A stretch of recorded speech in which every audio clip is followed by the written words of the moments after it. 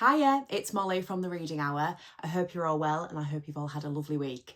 Today we are going to be doing the joy and gratitude tag, which was originally created by Pat from Book Chat with Pat, and I was kindly tagged by Mark at the Book Thing, so thank you to those two channels for this wonderful tag. I like this because I'm kind of into gratitude. If I'm ever sort of feeling a bit low or down in the dumps or a little bit lost, I often find that thinking about what I'm grateful for in this funny thing called life will sometimes spur me on to carry on with the rest of the day. So yeah, I like this. This is right up my street. I just want to say as well, I've been tagged in a few things this past week, and sometimes YouTube will notify me that somebody has tagged me in something, and sometimes they won't, which is really weird. I don't know why I'm getting notifications for half of these tags and not the other half. Not that I'm getting, you know, swathes of tags or anything, but I guess I've noticed that sometimes I don't get notified.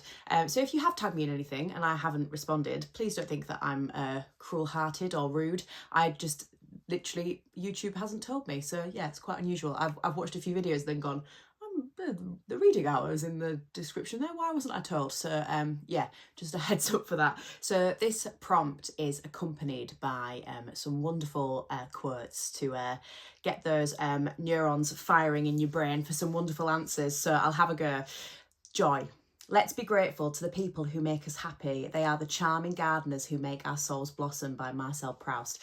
So the first one is name an author who brings Try that again. Name an author whose books bring you joy, or discuss a specific book that makes you feel joyful. So I think as an adult, I've been drawn to some quite sort of miserable books, to be honest, some sort of exploring some dark themes. So when I think about real pure joy reading, it's got to be His Dark Materials, the Philip Pullman series. I have wonderful memories of reading this as a really young person, and Lyra is an amazing role model for a young girl as well, because she's not perfect, but she's strong-willed, and she's, even when she gets things wrong, she's she's not a people pleaser, which I think a lot of young girls need to have that in their life. But yeah, if I ever felt a bit low or down in the dumps, I would often turn to those, as well as Harry Potter. Harry Potter is another one that brings so much joy, isn't it? But these in particular were very special for me. So yeah, those are the ones that spark joy, so to speak. The second question was, discuss something about Booktube that you find joyful. It's got to be the community, hasn't it? I think that's the really obvious answer. I've been like really surprised. I've been here 6 weeks now. I've been really surprised at sort of how many people are out there doing this and enjoying this, and there is a very sort of open-armed community here. So if you're thinking about doing Booktube and you're a little bit nervous, just go for it, because it's you do find your people quite quickly, which is really lovely. I think if you're feeling a bit lonely as well, and you're into books, I'd really open that door, because I've been blown away by some of the responses that I've had and the interactions that I've had with people. It's been really lovely.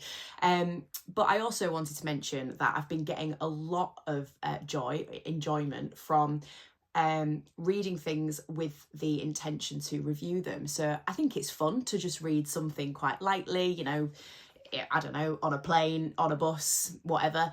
But I've really enjoyed reading things deeply with the intention to speak about them on my channel. I've been getting a lot of enjoyment from I guess developing these skills in sort of book reviewing. So yeah, that's brought me a lot of joy, thinking about books on a much deeper level than I think I normally would. And yeah, I'm getting a lot of enjoyment from that. So that's probably my answer for that one.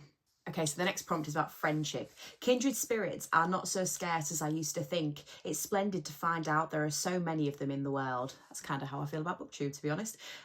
So discuss a book that focuses primarily on friendship. Now, I had to think about this. The most recent book that I read about friendship was Donna Tartt, The Secret History, which is definitely not the most positive book about groups of friends that you can have.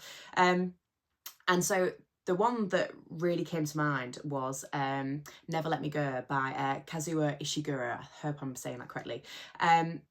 I read that a long time ago, so I'm not going to pretend that I remember every single detail of the plot. But the one thing that stayed with me, you need to read that book if you haven't. But the one thing that stayed with me was, you know, this group of friends who have their ups and downs and spend a lot of time together at school where they are. And then when they move apart from each other and explore their own destinies and what's been laid out for them, they inevitably come back together. It's a pretty beautiful exploration of friendships in childhood and how they change, but also how they stay the same. I have some wonderful friends from when I was really little that I've still got today, and it's funny because we draw apart, we have drawn apart for quite long periods of time, and then when we come back together again, it's like nothing's ever changed. And yeah, I feel like that book is very sad, but I do feel like the themes around friendship were particularly beautiful. So yeah, I would say that one. The next one is laughter. There's nothing like deep breaths after laughing that hard. Nothing in the world like a sore stomach for the right reasons. That's the perks of being a wallflower. That's a lovely quote. I've never read that book. Maybe I should. So it says, discuss an author or a specific book that makes you laugh. So I think the obvious answer is who I've spoken about quite a lot is Terry Pratchett. They are genuinely funny, and there's not a lot of books that really do make me laugh. I might do the odd pretentious like scoff. That being said, Stephen King's memoir, which I read last year, genuinely really made me laugh at points, and Stephen King's personality really sort of shone through with that one. But I also want to say, which has absolutely taken me out, is Middlemarch. Middlemarch I'm reading rather slowly, but I've thoroughly enjoyed this week. She's funny, and I really wasn't expecting it. There are some really funny quips about sort of some of the really annoying, stupid, stuck in their ways men. George Eliot's rather sarcastic, which I wasn't expecting, or I hope I'm interpreting it correctly. I think I am, but there is a level of sarcasm to the ridiculousness of the expectations of women during this period of time, and it genuinely made me laugh. So I wasn't expecting that, but highly enjoyable, that one. So yeah, those are probably my answers for that one. Okay, so the next one is community. We cannot live only for ourselves. 1,000 fibres connects us with our fellow men, Herman Melville. These quotes are gorgeous. Discuss a book where the idea of community is important. So I'm going to have to go for I Who Have Never Known Men by Jacqueline Hartman. Again, quite a lot of these books are very sad books. But sometimes a sad book can really explore these themes very well, can't it? I obviously like a sad book. But yeah, that novel is amazing, and I'm not going to talk too much about it because I will spoil things. You know, what's central to the story. But in the story, there is a group of women who don't know each other, don't know anything about their past lives. They just know that they've been smushed together in this cage and are expected to just live out life kind of normally. And yeah, the exploration of community there is quite gorgeous. How these women survive, the relationships that they form with each other, the roles that they take in order to build a community that can survive. You know, looking after the elders, romantic relationships, the roles of the younger, the more fit and healthy characters, but also how they emotionally support each other. There are lots of descriptions of them sort of like grabbing each other and bursting into tears and being overcome with joy, but then also like mourning together as well. And yeah, that exploration of community in that novel is particularly powerful. So yeah, I would highly recommend that one. It's one of my favourite reads from last year. I didn't give it 5 stars though, but it was one of my favourites. Okay. So the next one is discuss a communal reading experience that you have had. So I've very recently joined a book club. It's my work book club, and yeah, it's been really nice actually, because we've got a variety of different people with different tastes, and we meet every couple of months. And it's been really fun because any sort of hierarchy in the team in terms of positioning and roles is kind of blown away in that reading experience, and instead everybody's just there because they want to talk about the book that we've all read. And yeah, I've really enjoyed that. I've never joined a book club before, and that's been a really lovely thing to go and do. And we went this week, and it was really good fun. I also do enjoy a buddy read with a good friend or my mum or whatever. That's been really lovely, because sometimes you've got, and this is one of the reasons that I started this channel, is because you've got a lot of thoughts flying through your head and you don't want to bore everybody around you with them. So it's really nice if you read a book together and then speak about it, what you liked and what you didn't like. But yeah, I think that's kind of what we're all looking for, really, isn't it? A communal experience of reading a book, because reading a book is so personal, and yet you want to share it with the people around you once you've finished. So yeah, those are my examples. But yeah, if you're not part of a book club, I would recommend it. It's a good experience. The next one is gratitude. I can no other answer make but thanks and thanks. William Shakespeare. I haven't read a lot of William Shakespeare.